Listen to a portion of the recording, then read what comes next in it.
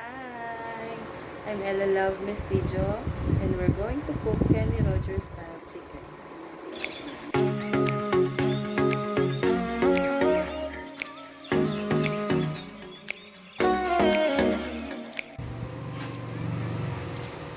Ito na yung mga ingredients natin. 1 whole chicken, 1 tablespoon ng salt. Lagyan na natin diretso. Massage natin dun sa chicken.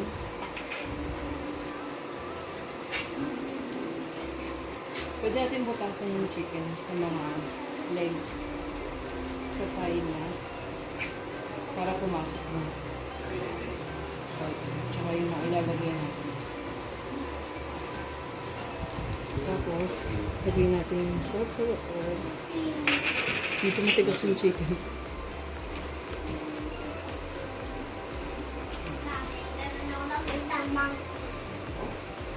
One teaspoon ng pepper.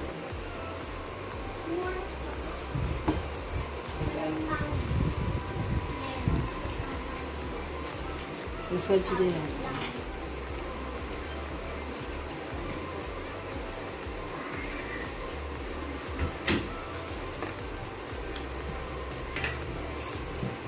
Nakaching na si pepper. Sorry na sa allergy.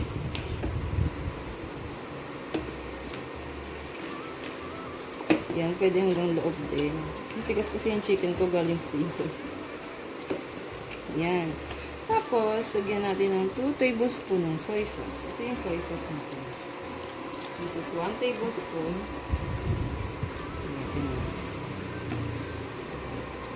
Yan. Saka,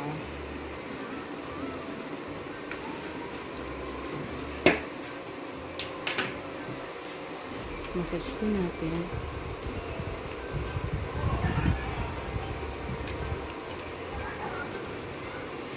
Then, ito yung kinuha natin sa mini garden namin na rosemary. Sinama ko lang yung dried.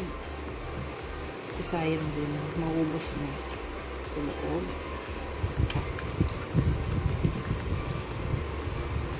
Pinipigilan ko na pong humatching. Hindi na kasi ako nagmask kasi pag sa amin lang naman yung, kami lang yung kakain. Pwede na akong hindi magmask. Pero pag nagpe-prepare kayo ng food para sa iba,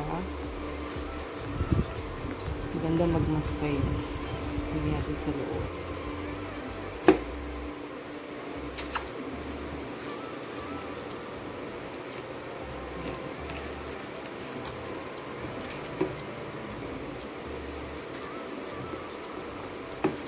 Tapos, ito yung lemongrass na kinuha din ako sa likod.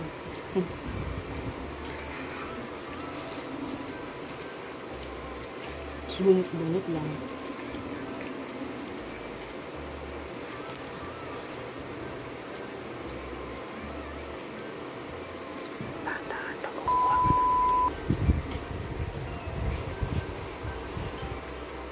Then, our lemon. Salin may lemon. Pigain lang natin.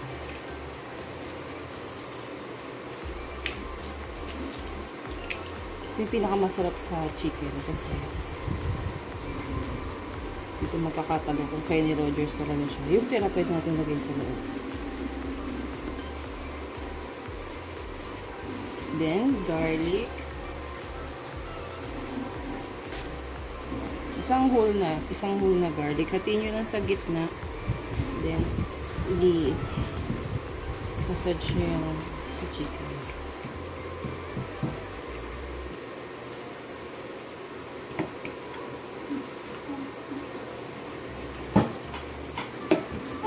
Kanyari, ini-scrub nyo lang siya. Parang nagpe-facial lang din naman ako dito.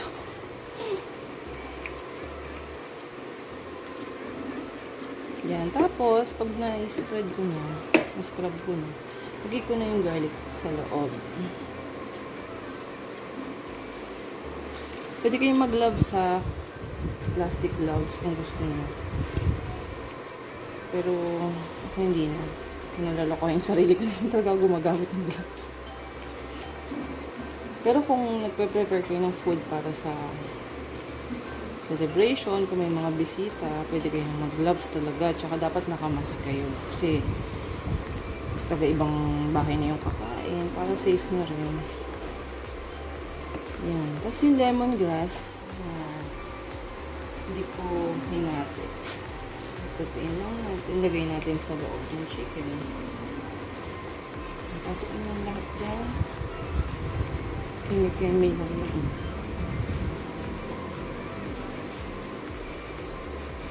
Yan. And then, yung butter. Pwedeng margarine ha. Ito margarine tong nilagay ko. Kasi marami kaming stock nito. Tuwa ni Atron. Yan. Massage nyo lang sa face. Ay, sa face. Sa chicken. Kala ko facial. Manok pala ito, hindi tao.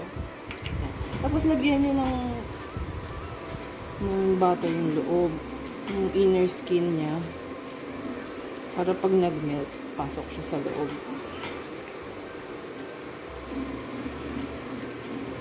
Promising tong chicken na ito. Kasi tested na namin to. Favorite namin ito ng kainin.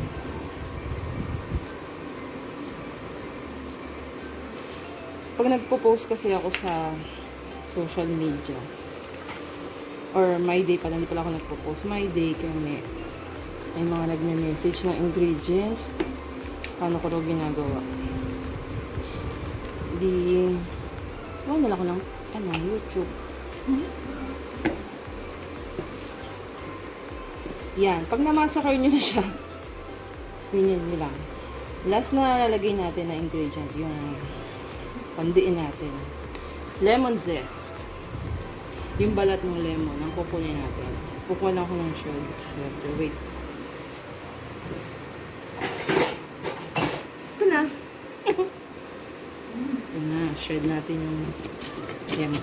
Dapat dun lang sa yellow ha. Huwag natin kuhanin yung white.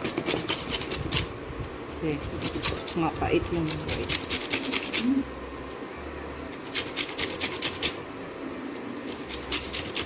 Ito yung pinaka-favorite kong ingredient dito. Ang sarap nito.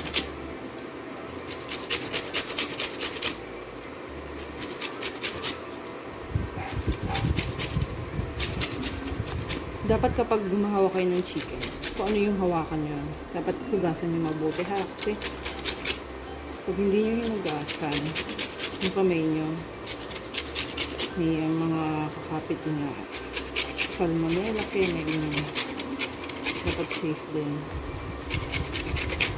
After nito, dapat mag-wash kayo mabuti. So, chicken yung hinawakan nyo. Messy. Pero masarap to.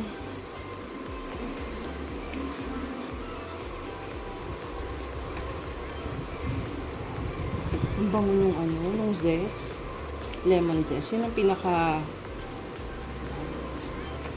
importante ingredient dito sa chicken natin kasi yung nagbibigay ng freshness, zesty touch ng lemon, ng chicken natin. Lalasang Kenny siya. Yan.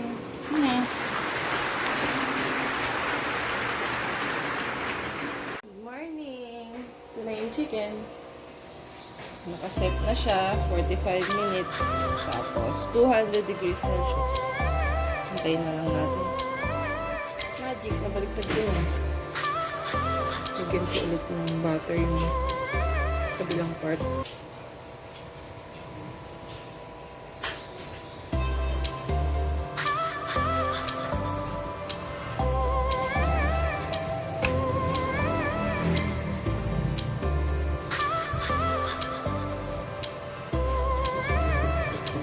Okay na, set ulit natin.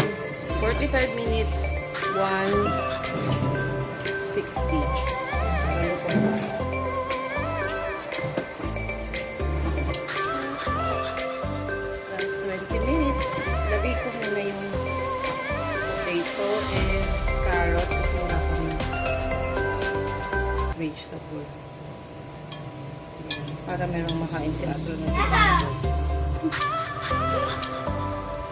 side mo yung init. Balik ulit natin. Tapos, set ulit. 20 minutes na.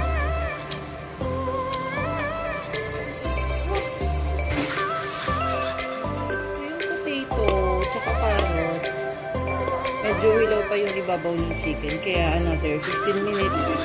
Mga 200 degrees Celsius. Tapos yung patatas, huwag natin tanggalin yung balat. Kasi nandun yung suspension.